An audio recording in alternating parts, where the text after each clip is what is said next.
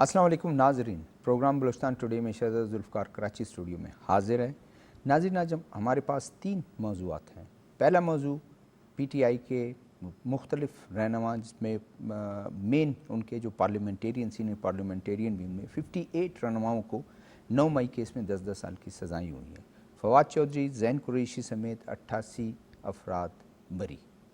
دوسرا موضوع ہمارا ہے کہ U S president Donald Trump کہتے ہیں بھارت ایک مردہ معیشت ہے، جو ایک اسٹینڈ آف پوزیشن ان کے درمیان ہے، اور بھارت کو ہمیشہ سے وہ ایک فخر کرتا تھا کہ ہم پاکستان کو تنہا کر دیں گے۔ آج وہ خود تنہائی کا شکار ہے۔ امریکہ سے معاہدہ نئے دور کا آغاز مضبوط سفارتکاری کا نتیجہ ہے، دفتر خارجہ کا کہنا ہے۔ پرائم منسٹر محمد شہباز شریف نے پاکستان اور امریکہ کے مابین تاریخی تجارتی معاہدہ طے پانے پر امریکی ڈونلڈ ٹرمپ کے قائدانہ کردار کو سراہتے ہوئے ان کا شکریہ ادا کیا ہے۔ تیسرا موضوع، ایک ہائی لیول میٹنگ ہوئی ہے اور پرائم منسٹر نے واضح الفاظ میں تمام کنسرن اتھارٹیز کو، پروونسز کو ہدایت کی ہے کہ جو پالیسی دہشت گردی کے خلاف ہے اس کو منوان امپلیمنٹ کیے جائے۔ پاکستان نے دہشت گردی کے خلاف جنگ میں کثیر الجہتی حکمت عملی اپنائی ہے اور دنیا اس کا معترف ہے۔ ہمارے جو پینلسٹ ہیں ان کا تعارف کراتا چلوں۔ میرے پہلے پینلسٹ ہیں حسن حبیب صاحب، فارمر ایمبیسڈر رہے ہیں۔ میرے دوسرے مہمان حسین طیبو صاحب جرنلسٹ ہیں، اینالسٹ ہیں۔ میرے تیسرے مہمان بریگیڈیئر ریٹائرڈ طارق خلیل صاحب، ڈیفنس اینالسٹ ہے۔ آپ سب کو خوش آمدید۔ ٹیلی فون لائن پر ناظرین ہمارے ساتھ ہوں گے ایوب مہر صاحب، ماہر معیشت ہیں۔ آپ سب کو خوش آمدید۔ آغاز آپ سے ہی کرتا ہوں کہ جو پی ٹی آئی کے رہنماؤں کو سزائیں ہوئی ہیں، 9 مئی کا ایک ایسا واقعہ، شاید ہمیشہ سے جو سنجیدہ حلقے ہیں وہ تو اس بات پر بات کرتے ہیں کہ حکومتوں کے خلاف احتجاج بھی ہوتا ہے اور ان سے بیٹھ کے آپ ان کے خلاف نعرے بھی لگاتے ہیں، اسمبلی کے باہر ہو اندر ہو، لیکن اسٹیٹ کے خلاف یا ان اداروں کے خلاف جن کا کوئی تعلق سیاست سے نہیں ہے، یہ تو انڈائریکٹ یا ڈائریکٹ فائدہ جو ہے وہ ہماری دشمن قوتیں اٹھاتی ہیں۔ اس فیصلے کو آپ کیسے دیکھتے ہیں؟ ذوالفقار صاحب، سب سے پہلے تو آپ کو کراچی میں ویلکم۔ آپ سے جب بھی ملاقات ہوئی ہے تو کوئٹہ میں ہوئی ہے۔ دیکھیں، میں سب سے پہلے تو ہماری جو عدلیہ ہے میں ان کو سلام پیش کرتا ہوں، جنہوں نے جس طرح سے یہ ٹرانسپیرنسی کے ساتھ یہ فیصلہ دے رہے ہیں، بہت اچھا اقدام ہے۔ دوسری بات آتے ہیں کہ 9 مئی میں جو لوگ انوالو ہیں، ہمارے جو ریاستی انسٹیٹیوشن ہیں، ادارے ہیں، ان کی طرف جو دشمن 4 گنا ایک بدبودار دشمن ہے، وہ بھی میلی آنکھ سے نہیں دیکھ سکتا۔ ابھی آپ نے حالیہ بھی دیکھا کہ وہ انہوں نے جو سوچا بھی دشمن نے، تو ہمارے انہی اداروں نے، انہی جوانوں نے، ہمارے جو سولجرز ہیں، انہوں نے جا کے گھس کے مارا اور دنیا کو بتا دیا۔ اور اس کی تعریف کرنے پہ ڈونلڈ ٹرمپ جیسا آدمی بھی، امریکہ کا جو بادشاہ کہلاتا ہے دنیا کا، اعتراف کرنا پڑا۔ اس دن آپ نے دیکھا 9 مئی کو جس طرح سے، میں سمجھتا ہوں وہ لوگ نہ پاکستانی ہیں، نہ ان کا ہمارے ساتھ کوئی تعلق ہونا چاہیے، ان کو سخت سے سخت سزائیں جس طرح سے مل رہی ہیں، اور ان کے جو ماسٹر مائنڈ ہیں ان کو جس طرح سے سزائیں مل رہی ہیں، یہ بہت ایک اچھا اقدام ہے۔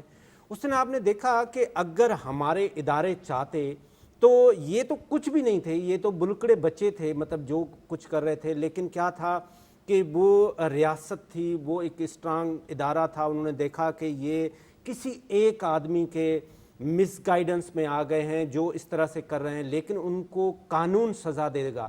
اس وقت ہم دیکھ رہے ہیں کہ ہمارے جو انسٹیٹیوشن ہیں، خاص طور پہ جو ہماری عدلیہ ہے، انہوں نے یہ ثابت کیا ہے کہ ہمارے ملک میں عدلیہ انصاف دیتی ہے۔ اور یہ جو ادارہ ہے جس کی طرف کوئی دشمن بھی میلی آنکھ کی طرف دیکھ نہیں سکتا، میں یہ نہیں سمجھتا کہ یہ جو ہمارا ادارہ ہے یہ صرف اور صرف پاکستان کے لیے ہے، لیکن یہ مسلم امہ کا جو ہے وہ فخر ہے۔ ابھی آپ نے حالیہ بھی دیکھا کہ جو ایران کے ساتھ بھی کنفلکٹ ہوا، اس میں بھی پاکستان اسٹینڈ لیا، پاکستان کھڑا رہا ایران کی ساتھ۔ اس کے ساتھ ابھی دیکھیں کشمیر ہے، وہاں پہ پاکستان آواز اٹھا رہا ہے، وہاں پہ جو اس وقت ظلم ہو رہا ہے۔ ادروائز فلسطین کو دیکھ لیں تو اس وقت بھی یہی ایک ہمارا ادارہ ہے جو ہم اپنے لمیٹڈ سرکمسٹنسز میں ڈیفینیٹلی وہ سب کچھ کر رہے ہیں۔ تو میں سمجھتا ہوں یہ بہت خوشائند بات ہے، اور ان کو سخت سے سخت سزائیں ہونی چاہیے، اور خاص طور پہ جو ان کا ماسٹر مائنڈ ہے جو اس وقت جیل میں ہے اس کو بھی یہ ایک میں سمجھتا ہوں کہ دنیا کے لیے اور خاص طور پہ پاکستانیوں کے لیے ایک پریسیڈنٹ بنایا جائے کہ جو ہمارے اداروں کے خلاف، جو ہمارے انسٹیٹیوشن کے خلاف، اور خاص طور پہ جو ہمارے شہداء کی بے حرمتی اس دن ہوئی وہ قابل برداشت نہیں ہے کسی بھی پاکستانی کے لیے. تو یہ بہت اچھا اقدام ہے، اور اس سے بھی سخت سے سخت اقدام ہونا چاہیے ان لوگوں کے خلاف جو ہمارے ملک کے خلاف دہشت گردی کر رہے ہیں، جو ہمارے اداروں کے خلاف دہشت گردی کر رہے ہیں، اور خاص طور پہ جو ہمارے انسٹیٹیوشن، جو ہمارا ایک پرائیڈ. وہ صاحب آپ نے کہا کہ شہداء کے یادگاروں کو اس کی بے حرمتی کرنا. میں بریگیڈ صاحب سے پوچھتا ہوں، بریگیڈ صاحب دہشت گردی کے خلاف پاک فوج جو ہے وہ اپنا مؤثر کردار ادا کر رہی ہے، اور اس میں کتنے جوان، کتنے آفیسرز جو ہیں وہ اپنی جانوں کا نذرانہ بھی پیش کرتے ہیں، اور اس کے بعد پھر چند شرپسند عناصر ان کے خلاف، ان کے جو لوائقین ہیں، ان کی جو فیملیز ہیں، اس کو دیکھ کر ان کی ایک ہرٹ نہیں ہوتے ہیں وہ اس طرح کی باتیں سن کر؟ وہ تو بڑا قابل مذمت ہے، اس میں تو کوئی شک ہی نہیں ہے. بلکہ شہداء میں تو میرے والد بھی شہید ہوئے تھے کشمیر کی لڑائی میں، جی جی 49 میں اپریل میں. اور ہم بس آپ کویشچن تو پھر آپ سے بھی ہے نا کہ کوئی ایسا اٹھ کے شہداء کے ان کے یادگار جو بنائے ہوتے ہیں. 71 میں ہمارے جو بہت سارے کولیگز تھے جنہوں نے اپنی جانوں کو قربان کیا. پھر اس کے بعد افغان وار جب شروع ہوتی ہے جی تو میں بریگیڈ کمانڈر تھا پشاور میں 82 کی بات. 83 تو ہمارے جو جوان تھے، ہمارے افسروں نے جی اس وقت سے لے کے آج تک قطار در قطار قربانیوں کی داستان ہے. آج بھی آپ دیکھیں ہر روز ٹی وی پہ آپ کو ایک خبر ملتی ہے اور وہ دل دکھتا ہے. اتنے خوبصورت جوان، اتنے خوبصورت آفیسر. بریگیڈ صاحب ایک مہینے میں بلوچستان میں 3 میجر جو ہیں وہ بیچارے شہید کر دیے. شہید ہر روز. اور ہمارے مجھ سے کسی نے سوال کیا تھا کہ جی قربانیاں، میں نے کہا جی قربانی ہمارا جو فوج کا موٹو ہے کہ وہ سارا لیاقت نے 6 سپٹمبر کے سلسلے میں ایک شعر کہا تھا جو میں جی کہوں گا آپ کو. انہوں نے کہا پھر کس نے ہم سے مانگا ہے خراج خون کا، پھر کس نے ہم سے مانگا ہے خراج خون کا، ابھی تو مقتل سے نکلے تھے سرخرو ہو کے. تو بات یہ ہے کہ یہ قربانیاں جو ہیں اسی سے تو یہ شمع چل رہی ہے. اگر یہ قربانیاں نہ ہوں تو آپ کو پتہ ہے ہمارے ارد گرد جو شام میں کیا ہوا ہے، عراق میں کیا ہوا ہے، لیبیا میں کیا ہوا ہے. اگر فوج آپ لبنان میں کمزور ہو جاتی ہے تو وہ ملک تباہ و برباد ہو جاتے ہیں. اور چارلس ڈیگول نے ایک 1950s میں جب ان کو لے کے آئے تھے فرانس میں، کیونکہ فرانس میں سیکنڈ ورلڈ وار کے بعد پولیٹیکل ایک بڑا اپ ہیول تھا، تو چارلس ڈیگول کو پریزیڈنٹ بنایا گیا تھا. وہ فیلڈ مارشل تھے جی. تو انہوں نے اپنی جو پہلی تقریر کی تھی انہوں نے اس میں کہا تھا کہ you will have to have one army. اب choice is yours, you want to have your own army اور اینیمیز آرمی. ایک آپ کو برداشت کرنی پڑے گی. تو بات یہ ہے کہ فوج جو ہے وہ ایک عام آدمی کی سوچ سے بھی زیادہ قربانی دے رہی ہے. یعنی آپ میں سمجھتا ہوں میں نے اپنا بچپن اپنے والد کے بغیر گزارا ہے. مجھ سے پوچھے کیا گزری ہے. اور یہ جو جیسے ابھی آپ نے کہا کہ ہر روز ایک شہادت ہو رہی ہے بلوچستان میں، تو ہمیں یہ لمبا سبجیکٹ ہے اس سے علیحدہ، تو اس میں ہمیں کوئی رعایت نہیں کرنی چاہیے ٹیررزم کے خلاف. اور ایسے عناصر جو اس طرح کے پروپیگنڈا بھی کریں اور اس کی بے حرمتی کریں، وہ تو ایک پورا پیکج ہوتا ہے نا. پروپیگنڈا ان کو انٹرنیشنل سہارا بھی ملتا ہے، ان کو انٹرنیشنل پاورز کی سپورٹ بھی ملتی ہے جو یہ چاہتے ہیں کہ بدم میں. اور سیکنڈ پیسہ ملتا ہے. اور تھرڈلی جو پلاننگ اور اسٹریٹجی ہوتی ہے وہ بھی کر کے دیتے ہیں. اور فائنلی جو ہے نا جو کرنے والا ہے اس کو تو پتہ ہی نہیں ہوتا کہ میں کر کیا رہا ہوں. میں آتا ہوں ان کے حسن حبیب صاحب کے پاس. پاک فوج فرنٹیئر پر لڑتی ہے, آپ جیسے لوگ سفارتکاری سے جا کے لڑتے ہیں اور دشمنوں کو جو ہے منہ توڑ جواب بھی دیتے ہیں. جس طرح انہوں نے کہا کہ پاکستان کے خلاف یا ان کی اسٹیٹ کے مختلف انسٹیٹیوشن کے خلاف پروپیگنڈا کرنا اور ان کی قربانیوں کو رد کر دینا, اور وہ یہ بھی نہیں دیکھتے ہیں کہ پروپیگنڈا کو صرف اس سے فائدہ کون اٹھا رہا ہے. بالکل, دیکھیے اس میں تو کوئی شک نہیں کہ اسٹیٹ جو ہے وہ ہماری ماں کی طرح سے ہے, اور ہمیں اس کی جو اوبلیگیشنز اور لائبلٹیز ہیں دونوں ہماری اپنی ہیں. ہمیں اس سسٹم کمپرومائز کوئی کمپرومائز نہیں ہے اس میں.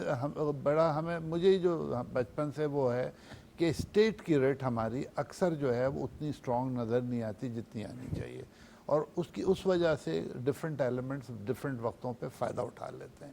تو جیسے دونوں ہمارے کولیگز نے کہا ہے, ہمیں کمپرومائز نہیں کرنا چاہیے. جہاں ہمیں لگے کہ اسٹیٹ کی ریٹ جو ہے وہ چیلنجڈ ہے, آپ کو پورا حق ہے پیسفل ڈیمونسٹریشن کا, پروٹیسٹ کا, ہر چیز کا, لیکن وہاں پھر لڑائی تو حکومت سے ہے نا, کسی اور انسٹیٹیوشن سے, ملک سے تو نہیں ہے نا, ملک سے تو نہیں, تو اور اس میں جا کے اس طرح کی واقعات کرنا کہ کوئی آپ توڑ پھوڑ کریں. شہداء کا خاص طور پہ بہت سیڈ ہے کہ ہمارے یہاں لوگوں نے ان میموریلز کو توڑا کہ جو ہم نے شہداء سے جو ہیرو تھے, ہاں. اسی لیے ان کے مونومنٹس اسی لیے لگائے گئے ہیں کہ انہوں نے اپنے جان کا نذرانہ پیش کیا, اور یہ سروسز ہیں ان کی. جی دیکھیے, ابھی بھی آپ کراچی میں دیکھیں تو سیکنڈ ورلڈ وار کے میموریلز ہیں, جو گریوز ہیں, ان کو وہ مینٹین کر رہے ہیں. 44 میں جنگ ختم ہو گئی 45 میں, لیکن وہ گریوز جو موجود ہیں یہاں اسٹیڈیم کے پاس, ان کو ابھی بھی کامن ویلتھ فنڈ سے مینٹین کرتے ہیں. تو قومیں اپنے ہیروز کو, اپنے قربانی دینے والوں کو یاد رکھتی ہیں. تو ہمارا بھی ایز اے قوم فرض ہے کہ ہم ایسی چیزوں کو پوری سینکٹیٹی سے مینٹین کریں اور کسی کو ہاتھ نہ لگائیں. چلیں دوسرے موضوع کی طرف آتے ہیں. آپ سے ہی میں آغاز کرتا ہوں. آپ نے سرو کیا ہے کافی ممالک میں. کل تک امریکہ کو ہمیشہ وہ بھارت پیش کرتا تھا کہ اتنی دوریاں میں کرا دوں گا, شائننگ ڈیموکریسی, جی اتنے ہم جو ہیں ان کو جو ہے نا دوری کرا دیں گے, اور پاکستان کو ویسے بھی دنیا میں تنہا کر دوں گا. آج وہ خود تنہائی کا شکار ہے. بار بار امریکہ کی طرف سے آتا ہے کہ ہم نے ثالثی کا کردار ادا کیا, وہ منہ موڑے بیٹھا ہوا ہے. وہاں سے آتا ہے ان کے اپنے لوگ, ان کے اپنے فضائی ہو یا ملٹری یا وہ ہے کہ طیارے گرے ہیں, اس کے باوجود بھی وہ نہیں مانتا. اور آج آپ دیکھیں کہ امریکہ کا واضح طور پر ایک مردہ معیشت قرار دیا اس نے. دیکھیے مودی صاحب نے وہ کام کیا ہے جو انڈیا کا کوئی بھی دشمن نہیں کر سکتا تھا. سب سے بڑی بات تو کہ انڈیا نے بہت اسمارٹلی اپنا ایک امیج بلٹ کیا تھا. وہ صاحب مجھ سے ایگری کریں گے, شائننگ انڈیا فلم کے ذریعے, میڈیا کے ذریعے, اور پاکستان کا نام آنے سے پہلے ہی وہ آتنکواد یعنی ٹیررزم سے شروع کرتے تھے. تو ہمیں انہوں نے ایک ٹیررسٹ پینٹ کیا ہوا تھا. لیکن دھیرے دھیرے دنیا کو پتہ چل گیا جب انہوں نے اپنی مائنورٹیز کے ساتھ, خاص طور پہ جب کرسچن مائنورٹیز کو ہاتھ لگایا تو دنیا جاگ اٹھی.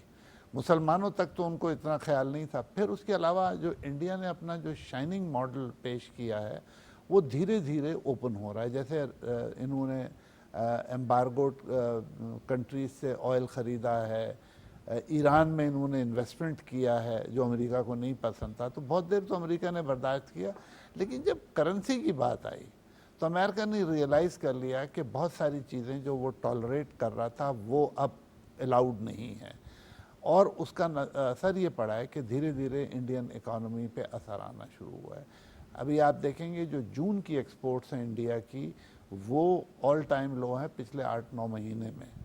اور اسی طرح سے جو ایکویٹی فنڈز ہیں وہ وڈرا کرنا شروع ہو گئے ہیں. $600 ملین چند مہینے میں وڈرا ہوا ہے انویسٹمنٹ. تو اب یہ جو سچویشن آ رہی ہے اور وہ جو ڈیمانڈ ورلڈ کی لو ہو رہی ہے, امریکہ کی اکانومی سلو ہو رہی ہے, چائنا سلو ہو رہا ہے, تو انڈیا کے لیے نئے نئے مسائل پیدا ہو رہے ہیں. ٹیلی فون لائن پر ہمارے ساتھ ایوب مہر صاحب ہیں. السلام علیکم. وعلیکم السلام. مہر صاحب تھینک یو ویری مچ, آپ نے ٹائم دیا ہمیں. مہر صاحب کیسے دیکھتے ہیں کہ اس تجارتی معاہدہ امریکہ اور پاکستان کے درمیان جو طے پایا ہے, اور اس کے کیا اثرات آپ دیکھتے ہیں پاکستان کے لیے، پاکستان کے جو تجارتی جو حلقہ ہے، طبقہ ہے؟ جی میں سمجھتا ہوں بہت ایک امپرومنٹ ہے اور آگے ایکسپیکٹڈ ہے کہ امپرومنٹ آئے گی پاکستان کی اکانومی میں. اس کے کافی چیزوں پر اس کے امپیکٹ پڑیں گے. پہلی جو امپورٹنٹ بات یہ ہے کہ پاکستان کا ایک بہت اہم اور بڑا ٹریڈ پارٹنر ہے یو ایس سے، اور ہم سرپلس میں ہوتے ہیں. اس سے کوئی $3 بلین کے قریب ہم آن ایوریج ہم سرپلس میں ہوتے ہیں، سرپلس بیلنس ہوتا ہے ہمارا. تو اس طرح سے ہمارے جو فارن ایکسچینج ریزرو ہیں وہ یو ایس اکانومی پہ ٹریڈ کے لحاظ سے بھی ڈیپینڈ کر رہے ہوتے ہیں. پھر سروسز کا فیکٹر علیحدہ ہے، ریمیٹنسز علیحدہ ہیں، تو وہ سارے پازیٹیو فیکٹرز ہیں. اب جو ریسنٹ جو چینج آیا ہے جس میں 19% پاکستان پہ ڈیوٹی ہے، لیکن جو ہماری کمپٹیٹر کنٹریز ہیں ان میں 25, 30 وغیرہ جتنی بھی خطے کی کنٹریز ہیں ان پہ ڈیوٹی 40% تک بھی لگائی گئی ہے. ہمیں دیکھیں ایک پرابلم آ رہی تھی ٹریڈ میں، ہسٹوریکلی ہم فیس کرتے رہے کہ ہم جو چیزیں ایکسپورٹ کرتے ہیں ان میں انٹرمیڈیٹ پروڈکٹس ہوتی ہیں یا پھر پرائمری گڈز ہوتی ہیں، ایگریکلچر مٹیریل ہوتا ہے. اس میں ہماری مجبوری یہ تھی کہ پاکستان کے کیس میں وہ انٹرنیشنل مارکیٹ میں ہمارا جو پروڈیوسر ہوتا تھا یا ایکسپورٹر ہوتا تھا وہ کمپیٹیٹیو نہیں ہوتا تھا. اس کی دو ریزنز تھیں. ایک ریزن اس کی یہ تھی کہ جو نیبر کنٹریز ہیں جو ہمیں کمپیٹ کرتے ہیں وہ سبسڈیز دے سکتے تھے. دوسرا ان کے ہاں انفراسٹرکچر، لا اینڈ آرڈر، دوسری جو کنڈیشن ہے انرجی کی پرائزز، اس کے حساب سے ان کو بینیفٹ حاصل تھے تو وہ کمپیٹیٹیو ہو جاتے تھے. سبسڈیز کے کیس میں یہ ہے کیونکہ پاکستان نے آئی ایم ایف کا لون لیا ہوا ہے تو ہم آئی ایم ایف کے کنڈیشنلٹیز جو تھی اس کو ماننے کے پابند تھے، تو ہم سبسڈیز دے نہیں سکتے تھے. نیبر کنٹری یا دوسری جو خطے میں ملک ہیں جو ہمیں کمپیٹ کرتے ہیں 2-3 کنٹریز، ان کے کوئی آئی ایم ایف سے اس طرح کے ایگریمنٹ نہیں تھے. WTO سے انہوں نے پرمیشن لی ہوئی تھی تو وہ سبسڈیز دیتے تھے، جس کی وجہ سے وہ پروڈکٹ جو ہم بھی ایکسپورٹ کرتے ہیں وہ بھی ایکسپورٹ کرتے ہیں، ان کی وہ پروڈکٹ انٹرنیشنل مارکیٹ میں کم پرائس پر اویلیبل ہوتی تھی تو ان کی ڈیمانڈ بڑھ جاتی تھی. اب جب ان پہ 25% یا 30% ڈیوٹی ہے اور پاکستان پہ 19% ہے تو پاکستان کو انٹرنیشنل مارکیٹ میں اس طرح سے ایڈوانٹیج مل چکے ہیں. ہماری پروڈکٹ اب کمپیٹیٹیو ہو جائیں گی جس کی وجہ سے ڈیمانڈ ہماری پروڈکٹ کی یقیناً یو ایس اکانومی میں بڑھے گی. اور ان کی ڈیمانڈ بڑھنے کا مطلب ہے کہ ہماری لوکل پروڈکشن بھی بڑھے گی. پروڈکشن بڑھے گی تو اس کے پھر آپ دیکھیں اس کے بہت سارے ایکسٹرنل ریلیٹڈ بینیفٹ ہوتے ہیں. یقینی طور پہ امپلائمنٹ اپارچونیٹیز بھی کریٹ ہوں گی اور دوسرے بینیفٹ بھی ملیں گے. دوسرا اس کا جو اور مزید میں ایکسپیکٹ دیکھ رہا ہوں ٹریڈ سے ہٹ کر دیکھیں کہ جو آفیشیل جو بیان آیا ہے، پالیسی بیان آیا ہے یو ایس اتھارٹیز کی طرف سے، اس میں بات ٹریڈ تک نہیں ہے. پاکستان کے کیس میں بات کی گئی ہے انویسٹمنٹ کی، FDI کی بات بھی کی گئی ہے. ٹرمپ انتظامیہ نے تھوڑی سی انڈیکیشن بھی دی ہے کہ وہ پاکستان میں آئل ایکسپلوریشن کے لیے ڈرلنگ کمپنی جو ہے اس کو فائنلائز کرنے جا رہے ہیں. پاکستان کے کیس میں جغرافیکل جیولوجیکل جو سروے موجود ہے، پاکستان میں بہت رچ منرل ریسورسز اور آئل ریزرو موجود ہیں. منرل کے لیے بھی انہوں نے انٹرسٹ ظاہر کیا، انٹرسٹ شو کیا ہے. بالکل، وہ اس پہ کوئی شک نہیں. جیولوجیکل سروے کہتے ہیں کہ پاکستان میں رچ منرل ریسورسز موجود ہیں انکلوڈنگ آئل، لیکن ڈرلنگ نہیں ہو رہی تھی، ایکسپلوریشن نہیں ہو رہی تھی. اس کے بہت سارے ریزن ہیں. اس پہ ایک تو وہ بہت زیادہ کاسٹ کنزیومر ایکسرسائزز ہے، ہیوی انویسٹمنٹ چاہیے ہوتی ہے، اور بھی کچھ پولیٹیکل اسٹریٹجک ریزنز بھی تھے جو ظاہر ہے وہ میرا سبجیکٹ نہیں، میں اکنامی کے حساب سے بات کر رہا ہوں. اکنامک کے حساب سے وہ ایک ہیوی کاسٹ تھی جو ہم افورڈ نہیں کر پا رہے تھے. اب اس میں یو ایس نے انٹرسٹ شو کیا ہے اور اس کے انٹرسٹ شو کرنے کا مطلب ہے کہ وہ جی ڈی پی تو بڑھے گی، منرل ریسورسز کے پروڈکشن کی وجہ سے جی ڈی پی کا افیکٹ اپنی جگہ، لیکن ایف ڈی آئی آئے گی. فوری طور پہ جو افیکٹ آئے گا وہ ایف ڈی آئی کا آئے گا. ایف ڈی آئی آنے کا مطلب ہے ہمارے فورن ایکسچینج ریزروز جو ہیں بڑھ وہ بلڈ ہو جائیں گے اور ہمارے ٹریڈرز ہیں ان کو بھی فائدہ ہوگا اور مارکیٹ کی تک رسائی ہوگی ان کو. ٹائم بہت کم ہے ہمارے پاس. مہر صاحب بہت شکریہ، تھینک یو ویری مچ.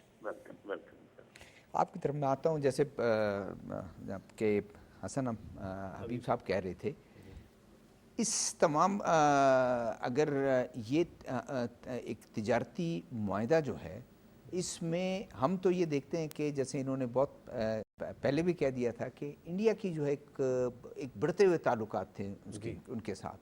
یہاں ایران پہ وہ فخر کرتا تھا کہ ایران کے اور ہمارے بڑے تعلقات ہیں, لیکن اب اسرائیل کی جو وہ انڈینز جو ایران کے اندر تھے ان کی مدد کرنے پر کافی ایک اسٹینڈ آف پوزیشن بھی اس میں آ گئی ہے. تو پاکستان کے لیے ایک بہت اچھی, صرف تجارتی معاہدے کے علاوہ بھی ان کے تعلقات اور بہتر ہوں گے پاکستان اور امریکہ کے. بالکل آپ صحیح فرما رہے ہیں. سب سے پہلے تو دیکھیں یہ جو نریندر مودی صاحب ہیں, انہوں نے پہلے 5 سال ہندوستان کو انہوں نے انٹرنلی تباہ کیا. انہوں نے ایک ہندوتوا آئیڈیالوجی لائے, اس میں بھی وہ ہندو, مطلب آپ ان کو دشمن کی ضرورت نہیں ہے, ان کو دشمن کی ضرورت نہیں ہے. سب سے پہلے انہوں نے وہ ہندو جو صرف اور صرف 11% ہیں, جو RSS کی آئیڈیالوجی لے کے, جو ایک بدماش ایک ٹیررسٹ ونگ ہے اس کی آئیڈیالوجی لے کے چل رہے تھے, انہوں نے صرف ان کو اپنایا اور ان کو پروموٹ کیا, باقیوں کو نہیں کیا.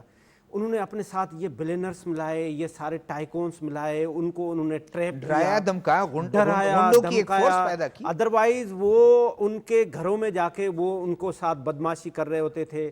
اب آپ دیکھیں پھر آتی ہے ایکسٹرنل باری. اب جب ڈونلڈ ٹرمپ کی یہ الیکشن تھی تو نریندر مودی US میں جا کے وہاں پہ نعرے لگاتے تھے, اب کی بار ٹرمپ سرکار, اب کی بار مودی سرکار, اب کی بار ٹرمپ سرکار. لیکن آپ نے دیکھا کہ پاکستان اس کی سائز میں اگر چھوٹا بھی ہے, لیکن یہ پاکستان نے ثابت کیا. میں سلام پیش کرتا ہوں ہمارے فیلڈ مارشل سید عاصم منیر صاحب کو, جنہوں نے یہ ثابت کیا کہ ہم قوم ہیں اور ہم انڈیا اگر ہم سے 4 گنا بڑا بھی ہے اور کتنا بدبودار بھی ہے, لیکن ہم نے اس کو شکست دی. دنیا میں آپ دیکھیں کہ ونر کو بلایا جاتا ہے, لوزر کا کوئی نہیں ہے. ڈونلڈ ٹرمپ نے دیکھا کہ یہ پاکستان اور یہ پاکستان کا ایک لیڈر جس نے یہ اتنے بڑے ملک سے, یہ ملک اکیلا نہیں تھا, اس کے ساتھ یہ اسرائیلی ٹیکنالوجی, یہ نتن یاہو اور یہ نریندر مودی, یہ آپس میں فرسٹ کزن ہے. یہ ان کی آئیڈیالوجی ایک ہے, یہ دونوں انسانیت کے دشمن ہیں.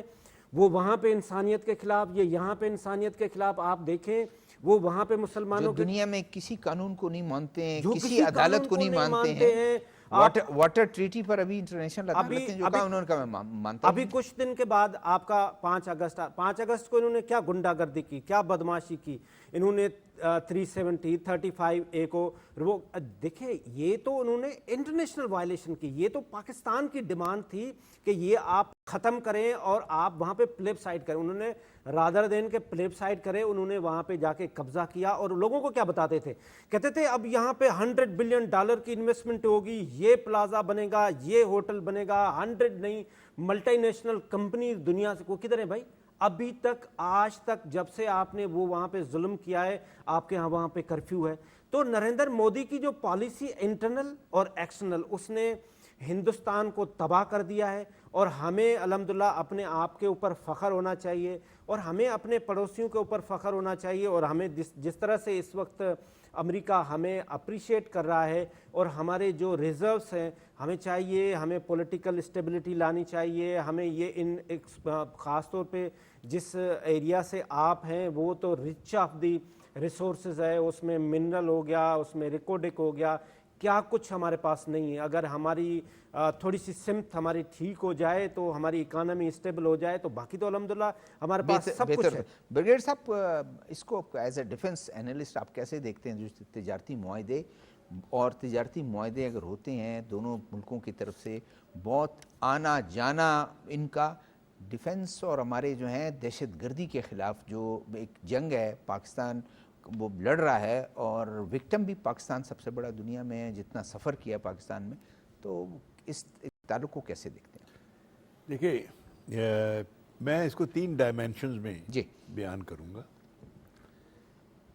پہلی ڈائمینشن تو یہ ہے کہ یہ تو امریکہ سے جو ہمارا ابھی ایگریمنٹ ہو رہا ہے development of oil and mineral resources وغیرہ, یہ آپ دیکھیں کس ریجنز میں ہو رہے ہیں. یہ آپ کا بلوچستان کا ایریا ہے, جی, گلگت بلتستان کا ایریا ہے, KPK کا ایریا ہے, اور کچھ تھوڑے سے ایریاز پنجاب کے بھی اس میں آتے ہیں. تو ہمارا سب سے پہلا انڈیور یہ ہونا چاہیے کہ ہم نے ایک سٹیبلٹی لانی ہے اس ریجن میں, اور اس اسٹیبلٹی لانے کے لیے ایک بڑا لمبی بحث ہے جی۔ لیکن دا فیکٹ ریمینس کہ وہ بہت ضروری ہے کہ گراس روٹ لیول پہ لوگوں کو ساتھ لے کے چلا جائے اور ان کو انوالو کریں، سیکیورٹی میں بھی انوالو کریں، اکنامک ڈیولپمنٹ میں بھی دیکھیں 18th امینڈمنٹ کے بعد بے انتہا پیسہ پروونسز کو ملا، لیکن انفارچونیٹلی آپ بلوچستان میں دیکھیں وہ لگا ہوا نظر نہیں آتا، وہ کہاں جاتا ہے پیسہ؟ سو جنرل رحیم الدین کے زمانے میں آپ کو یاد ہوگا انہوں نے کچھ باغات کے لیے جی ویلز بنوائے تھے، جس کا چاغی کا ایریا اس میں کتنا فروٹ آ گیا تھا کتنا. تو ہمیں ایک ڈیولپمنٹ پروسیس کو ابھی یہ ایک گولڈن اپرچونٹی امریکنز آتے ہیں، اور میں نہیں سمجھتا کہ چائنا اس سے کوئی ناراض ہوگا، کیونکہ چائنا کی اپنی 190 سے لے کے 200 بلین کی تجارت ہے امریکہ کے ساتھ. جی بالکل. اور وہ چائنا کی پالیسی بھی یہ ہے جس کو وہ کہتے ہیں نا شیئرڈ ویژن، کہ بھئی ہم تجارت اپنی جگہ ہے، اسٹریٹجی اپنی جگہ ہے، ڈیفینس اپنی جگہ ہے، تو تینوں کو آپ اپنے اپنے کھانے میں رکھیں اور اس کو ڈیولپمنٹ کو چلائیں. باقی رہا انڈیا، وہ تو دیکھیں ان کے پاس کوئی چوائس نہیں ہے ایکسیپٹ پراکسی وار کے، اور پراکسی وار انہوں نے فل سکیل پہ بلوچستان میں لانچ کی ہے ابھی، اور کے پی کے میں بھی کی ہے. دونوں طرف وہ پیسہ بے انتہا. پنجاب میں آپ مجھے بتائیں کہ پچھلے سال وہ ٹارگٹ کلر پکڑے گئے تھے سیالکوٹ میں، انہوں نے آزاد کشمیر میں، تو وہ تو سارے ملک میں ان کا یہ حال ہے کہ وہ کرتے ہیں. جی آپ تو پچھلے سال کی بات کر رہے ہیں، میں نے آج سے 35 سال پہلے بھی پکڑے تھے. اور یہ جو ان کی جو پینیٹریشن ہے نا، وہ 4 طریقے سے کرتے ہیں. ایک ایتھنک فالٹ لائن کو استعمال کرتے ہیں، دوسرے ریلیجس فالٹ لائن کو استعمال، تیسرا اکنامک ڈسپیرٹی کو پکڑتے ہیں، اور چوتھا ظلم. کہتے ہیں جی ظلم ہو رہا ہے، ظلم ہو رہا ہے. اب آپ دیکھیں وہ کہتے ہیں جی یہ بندہ مسنگ پرسن ہے، ایکچولی وہ مارا جاتا ہے. جی بالکل. اب اس کی باڈی بھی کلیم کرنے نہیں آتے، کیونکہ اگر وہ باڈی کلیم کرتے ہیں تو وہ پھر ایکسپوز ہوتے ہیں. یہی سوال میں آپ سے، جو اگلا جو موضوع ہے ہمارا، جو لاسٹ سیگمنٹ ہمارا، کہ ایک جائزہ اجلاس ہوا جس میں ٹیررزم کے حوالے سے، جس میں اور جو اقدامات گورنمنٹ اٹھا رہی ہے، جس میں army chief field marshal Syed Asim Munir بھی موجود تھے، فیڈرل منسٹر بھی موجود تھے. پرائم منسٹر کہتے ہیں کہ ہماری جو ہے وہ ملٹی ڈائمینشنل ہماری جو ہے وہ ہے پالیسی ہے، اس سے ہم بڑھ رہے ہیں، اور ہماری جو اور قربانیاں بھی انہوں نے کہا کہ ہماری فوج قربانیاں بھی دیتی. تو کیسے دیکھتے ہیں اس کو؟ نہیں دیکھیں، اس میں تو کوئی شک والی بات ہی نہیں ہے. فوج کی جو قربانیاں اپنی جگہ ہیں، لیکن میں سمجھتا ہوں کہ ہمارے عوام بھی بڑی قربانی دے رہے ہیں، کیونکہ وہ برداشت کر رہے ہیں. لیکن بلوچستان اور کے پی کے جو ایریاز ہیں وہ بڑے سینسٹیو ایریاز ہیں، اور اس میں ہمیں میرا بڑا تعلق رہا ہے اینٹی ٹیررزم سے. 10-12 سال میں ہیڈ بھی کرتا رہا اس کو. تو اس میں ہمیں گراس روٹ لیول پہ لوگوں کو انوالو ساتھ کرنا ہے. یعنی ایک آپ یہ سمجھیں کہ اسٹیٹ کی طرف سے جو ہو رہا ہے وہ تو اپنی جگہ ہے، لیکن ہم نے جو اب دیکھیں آپ بلوچستان سے تعلق رکھتے ہیں، دور دراز شہروں کے اندر بڑے گیپس ہیں، اس میں ایریاز ہیں، پہاڑ ہیں، ڈیزرٹس ہیں. تو اس کے اندر جو مختلف سیٹلمنٹس ہیں ان کو آپ نے انڈیویجولی ٹیکل کرنا ہے. اور اس کو کیسے ٹیکل کر سکتے؟ لوکلز کو ساتھ لے کے کریں گے. آپ باہر سے لا کے نہیں کر سکتے. Very true. آتے ہیں ایک چھوٹی سی تقریب آج ہوئی GHQ میں، اور پیپلز لبریشن آرمی چائنا کی جو ہیں ان کی 98 یوم تاسیس منایا گیا اور منایا جا رہا ہے. اور یہ GHQ میں ایک تقریب ہوئی جس میں army chief field marshal Syed Asim Munir صاحب نے خطاب کیا، اور چائنا کے ایمبیسڈر جو ہیں سفیر جیانگ ڈونگ وہ بھی اس میں شریک ہوئے، ملٹری اٹیچی شریک ہوئے اس میں. فیلڈ مارشل صاحب پچھلے دنوں چائنا میں ہی تھے، ان کی جو ملٹری قیادت ہے، سیاسی قیادت ہے، ان سے ملاقات ان کی ہوئی. ڈار صاحب جو ہمارے نائب وزیر اعظم ہیں اور فارن منسٹر ہیں، وہ چند دن پہلے وہ وہاں پر تھے. جیسے بریگیڈیئر صاحب نے کہا کہ ہماری اپنی ایک پالیسی ہے, چائنا اس میں پاکستان کے ساتھ کلوز سے کلوز ہوتا جا رہا ہے, چاہے ڈیفنس کے حوالے سے ہو, اسٹریٹجک پارٹنر ہے. دہشت گردی ظاہر ہے چائنیز جو نیشنل ہیں, پاکستان کی جو گورنمنٹ ہے, افواج پاکستان ہے, وہ اپنے جان پہ کھیل کے ان کی حفاظت کرتے ہیں جو ان پروجیکٹس پہ وہ کام کر رہے ہیں. سی پیک ہو, سی پیک سے ریلیٹڈ جو ہے پروجیکٹس ہیں, اس لیے کہ ہم سمجھتے ہیں کہ پاکستان کی تعمیر ترقی میں ان چائنیز جو نیشنلز ہیں جو یہاں کام کر رہے ہیں, دن رات محنت کر رہے ہیں, ان کا بھی اتنا ہی حصہ ہے جیسے ہمارے جو پاکستانی شہری ہے وہ پاکستان کی تعمیر ترقی میں حصہ لیتے ہیں. تو یہ ایک بہت ہی خوش آئند بات ہے کہ جنرل ہیڈ کوارٹر میں ایک تقریب ہوتی ہے اور پیپلز لبریشن آرمی جو چائنا کی ہے اس کی 98 جو یوم تاسیس ہے اس پہ یہ تقریب ہوتی ہے, اور یہ ایک ریفلیکشن ہے. اور یہ میں سمجھتا ہوں کہ انڈیا کے لیے بھی اور دنیا کے لیے یہ ہماری جو پالیسی اس کا ہے کہ ہم کتنے قریب ہیں اور کتنے قریب ہوتے جا رہے ہیں, کیونکہ پاکستان میں جو وہ پروجیکٹس جو پاکستان کے معیشت کے لیے, پاکستان کی ترقی کے لیے جو پروجیکٹس ہیں اس میں پاکستان اور چائنا یہ دونوں اس میں جو ہیں یہ سمجھ لیں کہ ان کے محنت اس میں شامل ہے, اور اس کا ہوپ فلی ہمارے انشاءاللہ کہ وہ تمام فروٹس ہمارے جو پاکستانی شہری ہیں, پاکستان کے ادارے یہ اس فروٹ کو انجوائے کریں گے.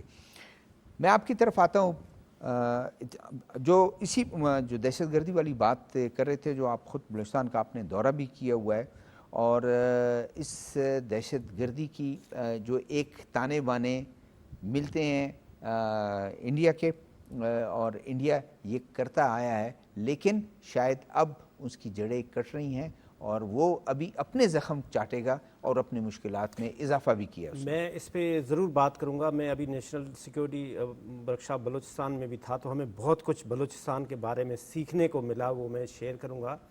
لیکن اس سے پہلے میں تھوڑا سا چائنا کے اوپر بات کروں. جو ہمارے یہاں ملٹری ہماری لیڈرشپ وہاں پہ تھی, میں بھی وہاں پہ تھا. اچھا, تو ہمیں جب وہ چائنیز لوگ مل رہے تھے نا, تو جب ہم ان کو پاکستانی بول رہے تھے تو ان کے دل سے ایک خوشی ہو رہی تھی اور وہ ہمیں گلے لگا رہے تھے. اور وہ جو ریسنٹ ایک وکٹری ہوئی تھی ہندوستان کے اگینسٹ, وہ اپنی وکٹری سمجھ رہے تھے.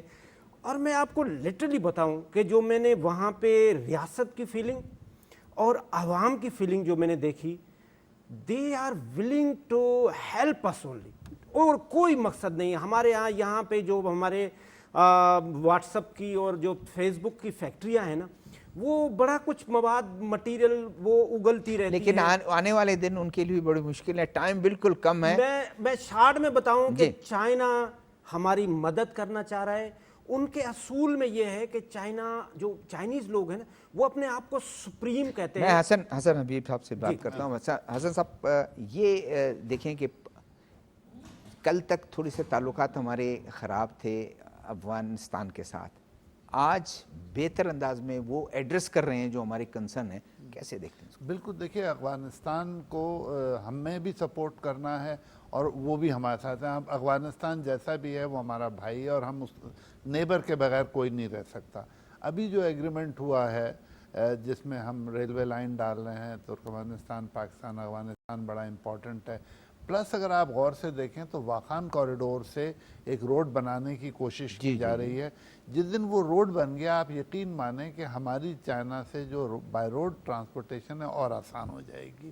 تو یہ سب کچھ اس لیے ہو رہا ہے کہ چائنا چاہ رہا ہے, چائنیز نے افغانیوں کو سمجھایا ہوگا, اور اب جتنا انوالومنٹ ہوگا تو اب افغانستان بھی ٹیررزم پہ ہمارے ساتھ ہے اور وہ وعدہ کر رہے ہیں. ٹھیک ہے, بہت شکریہ, بہت شکریہ جی. حسن حبیب صاحب آپ کا شکریہ, تھیبو صاحب آپ کا شکریہ, بریگیڈیئر صاحب آپ کا شکریہ, ٹیلیفون لائن پہ ہمارے ساتھ ایوب مہر صاحب تھے, ان کا شکریہ. آنے والے پروگرام تک شہر ذوالفقار کو اجازت دیجیے گا. اللہ حافظ.